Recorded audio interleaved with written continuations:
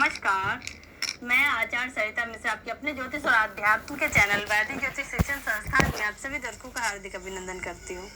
आज मैं आप सभी को कुंडली में बनने वाले गज केसरी योग के बारे में विस्तार से जानकारी दूंगी कि गज केसरी योग का निर्माण कुंडली में कैसे होता है, इस योग के बनने से क्या लाभ है और कुंडली में 1 से लेकर 12 भावों तक गज केसरी योग के बनने के क्या परिणाम हैं और यदि और इस प्रभाव को और मजबूत बनाने के लिए गज केसरी योग के प्रभाव को और भी शुभ फल में परिणत करने के लिए कौन से सार्थक उपाय अपनाने चाहिए, आज मैं इन सभी के बारे में आपको एक एक करके जानकारी दूंगी। तो कार्यक्रम आप सभी के लिए बहुत ही खास है, तो मेरी जानकारी में अंत तक बने रहिएगा। यदि आपको मेरा यह ज्योतिष संबंधी कार्यक्रम पसंद आ रहा है तो मेरे वीडियो को लाइक करें, चैनल पर यदि पहली बार है चैनल को सब्सक्राइब कर ले, बेल आइकन को प्रेस कर ले और मेरी इस जानकारी को अपने जानने वालों में शेयर करें।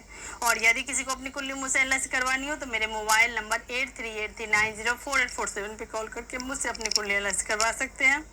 मैंने ज्योतिष के क्षेत्र में वैदिक ज्योतिष, पामिस्ट्री, न्यूमरोलॉजी, टैरो, वास्तु, फेसिटिंग, gemology, advance predictive astrology, remedial course, इन सभी विषयों का मैंने अध्ययन कर रखा है और लगभग इस क्षेत्र में मैं 10-12 साल से लोगों को सेवा दे रही हूँ।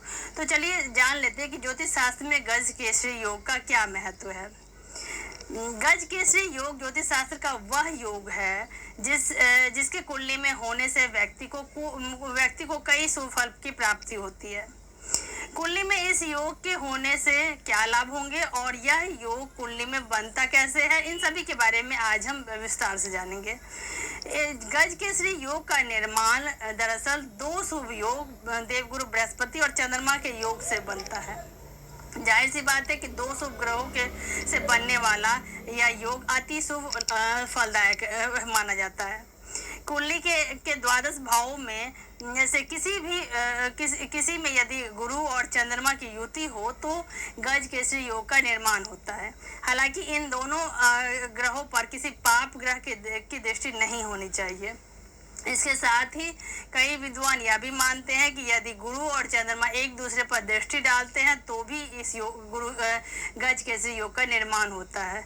इसके साथ ही इस योग के बारे में इस योग के बारे में आइए हम जानते हैं कि और भी क्या खास बातें हैं।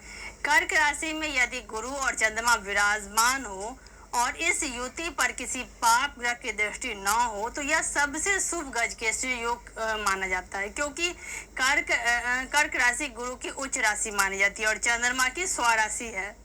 तो ऐसे में यह योग अत्यंत ही मजबूत हो जाता है। केंद्र में विराजमान चंद्रमा और गुरु एक दूसरे पर दृष्टि डाल रहे हैं तो भी इसे गज केसरी योग ही माना जाएगा और इसमें भी लाभ की प्राप्ति होती है। यदि गुरु पंचम, सप्तम या नवम दृष्टि से चंद्रमा को देख रहा हो तो भी गज केसरी योग का निर्माण होता है। हालांकि इसमें पंचम और नवम दृष्टि को सबसे प्रबल माना जाता है। गुरु की इन दोनों में से कोई भी दृष्टि यदि चंद्रमा पर हो तो यह शुभ गज केसरी योग की श्रेणी में आता है। किसी भी केंद्र या त्रिकोण में गज केसरी योग बनता है तो यह अत्यंत शुभ माना जाता है। इस योग का प्रभाव षष्टम, अष्टम और द्वादश भाव में बहुत कम प्रभावशाली माना जाता है। इसके साथ ही इन दोनों ग्रहों की नीच राशि में यदि यह योग बने तो भी यह ज्यादा लाभदायक नहीं माना जाता है। अब हम जानते हैं कि जिन जातकों की कुंडली में गज केसरी योग का निर्माण होता है ऐसे जातकों के कौन से गुण होते हैं, आइए जानते हैं। गज को भगवान गणेश का प्रतीक माना गया है और वह बुद्धि के देवता हैं। इसीलिए जिस व्यक्ति की कुंडली में यह योग होता है उनकी बौद्धिक क्षमता अच्छी होती है। गज को अहम रहित माना जाता है, इसीलिए इस योग में जन्म लेने वाला व्यक्ति बहुत ही सरल हृदय वाला हो सकता है। हालांकि केसरी का अर्थ होता है सिंह, यानी कि बुद्धि के साथ साथ व्यक्ति में स्फूर्ति भी पाई जाती है। अपनी महत्वाकांक्षाओं को पूरा करने के लिए ऐसे व्यक्ति जी तोड़ मेहनत करने से भी नहीं चूकते। हैं। साथ ही उनमें सिंह की तरह दूरदर्शिता भी देखने को मिलती है। यह योग बहुत शुभ योगों की श्रेणी में आता है और इस योग में जन्मे जातक में ये सारे गुण ही देखने को मिलते हैं। इस योग में जन्मने वाले जातक साहसी और फुर्तीले होते हैं। खुद को फिट रखने के लिए यह हर संभव कोशिश करते हैं। इस योग वाले जातक को हमको अप टू डेट रहना बहुत ही पसंद होता है। ऐसे जातकों के ऊपर भगवान गणेश की सदा कृपा बनी रहती है। ऐसे लोग समझदार होते हैं और अपनी वाणी से अन्य लोगों को प्रभावित करने में भी सक्षम होते हैं। अब आइए हम जान लेते हैं कि जन्म कुंडली में 1 से लेकर 12 भावों में यदि गज केसरी योग का निर्माण हो रहा है तो इसके अलग अलग क्या परिणाम होंगे। एक एक करके आइए जानते हैं। इस क्रम में सबसे पहले यदि फर्स्ट हाउस प्रथम भाव में गज केसरी योग का निर्माण हो रहा है तो ऐसे जातक बुद्धिमान यह जातक को बुद्धिमान बनाता है।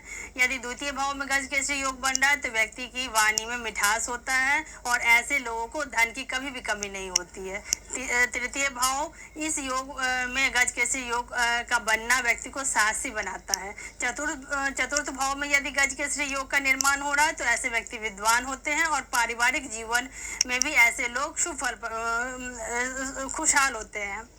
पंचम भाव में यदि गज केसरी योग का निर्माण हो तो ऐसे व्यक्ति को की शिक्षा और प्रेम के क्षेत्र में सफलता मिलती है। सप्तम भाव में यदि गज केसरी योग बन रहा है तो व्यक्ति को कारोबार में सफलता मिलती है और साथ ही वैवाहिक जीवन भी सुखमय बना रहता है। 9th हाउस में यदि गज केसरी योग का निर्माण हो रहा है तो ऐसे व्यक्ति धार्मिक प्रवृत्ति वाले होते हैं, साथ ही अच्छे सलाहकार भी होते हैं। यदि कुंडली के 10th हाउस में गज केसरी योग का निर्माण हो रहा है तो ऐसे व्यक्ति धनवान होते हैं और कार्य क्षेत्र में जबरदस्त सफलता प्राप्त करते हैं। यदि जन्म कुंडली के एकादश भाव में गज केसरी योग का निर्माण हो रहा है तो ऐसे व्यक्ति को सरकारी सेवाओं पर उच्च पद की प्राप्ति होती है। ऐसे लोग राजनीति में भी अच्छा प्रदर्शन करते हैं। यदि कुंडली के छठे भाव में राहुदेव उपस्थित, यदि कुंडली के एकादश भाव में यह योग का निर्माण हो रहा है तो ऐसे लोग सरकारी सेवाओं और उच्च पद दिलाते हैं। ऐसे लोग राजनीति में अच्छा प्रदर्शन करते हैं।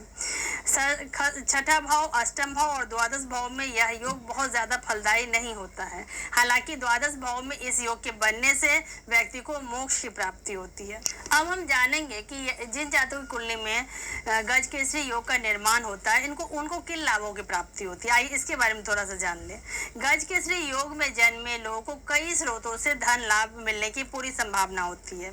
सामाजिक रूप से सक्रिय होने के कारण इनको समाज में मान प्रतिष्ठा मिलती है। समाज में सकारात्मक परिवर्तन करने के लिए भी यह अत्यंत प्रयासशील रहते हैं। ऐसे लोग प्रशासनिक सेवाओं या राजनीति में अच्छा प्रदर्शन करते हैं। पारिवारिक जीवन में भी इनको परेशानियों का सामना नहीं करना पड़ता है।